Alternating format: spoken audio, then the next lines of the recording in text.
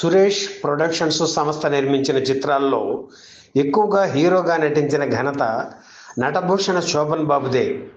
Victory Venkatesh హీరోగా పరిచయం అయ్యాక శోభన్ బాబు 10 చిత్రాల రికార్డును ఆయన బ్రేక్ చేశారు. రామానాయుడుతో ఉన్న అనుబంధం కారణంగానే అన్ని చిత్రాల్లో నటించగలిగారు శోభన్ బాబు. వీరి కలయికకు శ్రీకారం చుట్టిన చిత్రం జీవన తరంగాలు. నట సామ్రాట్ అక్కినేని నాగేశ్వరరావు ప్రేమనగర వంటి అద్భుత ప్రేమ కావ్యాన్ని నిర్మించి సంచలన విజయం సాధించిన రామానాయుడు ఆ వెంటనే నిర్మించిన మరో నవలా చిత్రం జీవన తరంగాలు. నవలా రాణి ఎద్దనపూడి సులోచనారాణి రాసిన జీవన తరంగాలు నవల ఈ సినిమాకు ఆధారం.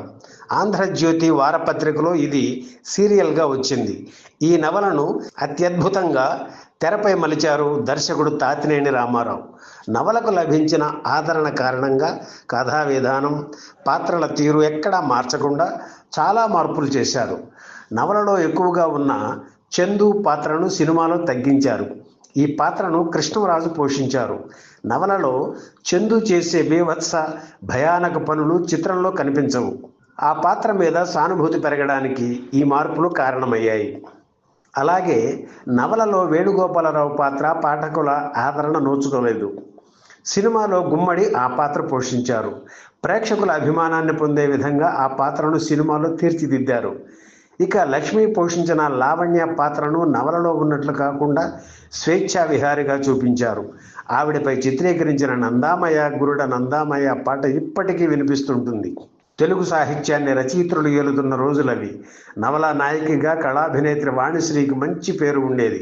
పాఠకులు ఏ నవల చదువుతున్నా మొదట ఆవిడనే ఊహించుకునేవారు. తెలుగునాట నవలలు సినిమాలుగా రావడం అన్నది డాక్టర్ చక్రవర్తి చిత్రంతో మొదలైన వాటికి రాణింపు వచ్చింది మాత్రం ఖచ్చితంగా వాణిశ్రీ హయాంలోనే. ప్రేమనగర్, జీవన తరంగాలు, చక్రవాకం, సెక్రటరీ, విచిత్ర బంధం వేటిల్లోనూ వాణిశ్రీని తప్ప మరెవరిని ఊహించుకోలేం.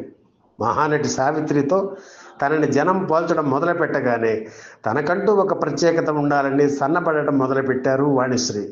దసరా బుల్లోడు చిత్రానికి, ప్రేమనగర్ చిత్రానికి ఆవిడ శరీరాకృతిలో వచ్చిన మార్పు స్పష్టంగా కనిపిస్తుంది. సన్నబడిన తర్వాత చీరల మీద దృష్టి పెట్టారు. ఎక్కువగా కాటన్ చీరలు వాడేవారు. జీవన తరంగాలు చిత్రంలోని రోజా పాత్రకు ఆవిడ పూర్తి న్యాయం చేకూర్చారు. ఆవిడకు తమ్ముడుగా కృష్ణరాజు నటించడం విశేషం. జీవన తరంగాలలో లాయర్గా శోభన్ బాబు నటించారు. కొంత నెగిటివ్ షేడ్ ఉన్న ఆ పాత్రను పోషించడానికి సాధారణంగా ఏ హీరో అంగీకరించరు. కానీ శోభన్ బాబు సాహసించి ఆ పాత్ర పోషించి పేరు తెచ్చుకున్నారు. నవలా నాయకుడిగా పేరు తెచ్చుకున్నారు. జీవన తరంగాలు చిత్రం 1973 ఏప్రిల్ 20న విడుదలయ్యింది. ఈ సినిమాకు నెల రోజుల ముందు ఇద్దరు అగ్ర కథానాయకులు ఎన్టీఆర్, ఏఎన్ఆర్ నటించిన చిత్రాలు విడుదల కావడం గమనార్హం. అక్కినేని నటించిన బంగారబాబు చిత్రం మార్చి 15న విడుదలయ్యింది.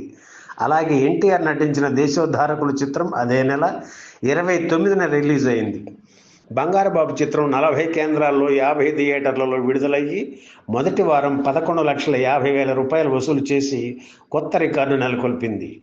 దేశోద్ధారకుల చిత్రం అప్పటి వరకు ఎవరూ తీయనంత భారీ బడ్జెట్లో 30 లక్షలతో నిర్మించారు. 35 కేంద్రాల్లో 45 థియేటర్లలో ఈ చిత్రం విడుదలయ్యింది.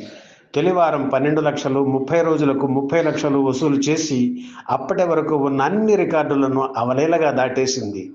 ఇలా ఈ 2 చిత్రాలు బాక్సాఫీస్ దగ్గర హోరాహోరీ పోటీ పడుతుంటే వాటి మధ్య ఓ చిన్న చిత్రం విడుదలయ్యి హిట్ కావడం విశేషం. ఆ చిత్రం తాత మనవడు. దర్శకుడిగా దాసరికి తొలి చిత్రం ఇది. దేశోద్ధారకులు విడుదలైన 3 వారాలకు జీవన తరంగాలు రిలీజ్ అయింది. ఇలా 5 వారాల తేడాతో విడుదలైన ఈ 3 భారీ చిత్రాల్లో నాటి నంబర్ 1 హీరోయిన్ వాణిశ్రీ కథానాయికగా నటించడం విశేషం. జీవన తరంగాలు చిత్రం 34 కేంద్రాల్లో 45 థియేటర్లలో విడుదలయ్యి మొదటి 10 రోజులకు 12,50,000 వసూలు చేసింది. బంగారు బాబు, దేశోద్ధారకులు చిత్రాలు 2 రంగుల చిత్రాలే. జీవన తరంగాలు చిత్రాన్ని మాత్రం బ్లాక్ అండ్ వైట్లో నిర్మించారు నిర్మాత రామానాయుడు. 50 రోజులకు బంగారు బాబు వసూళ్లను, 100 రోజులకు దేశోద్ధారకుల వసూళ్లను జీవన తరంగాల చిత్రం అధిగమించింది. ఈ సినిమా విడుదలైన 2 వారాలకు శోభన్ బాబు నటించిన మరో చిత్రం శారద రిలీజ్ అయ్యి హిట్ కావడం విశేషం. జీవన తరంగాల చిత్రం నాటికి శోభన్ బాబు ₹1,00,000 పారితోషికంగా తీసుకునేవారు. ఈ సినిమా తర్వాత అది రెండింతలయ్యింది. ఈ వీడియో మీకు నచ్చితే లైక్ చేయండి, షేర్ చేయండి, వెంటనే సబ్స్క్రైబ్ కూడా చేయండి.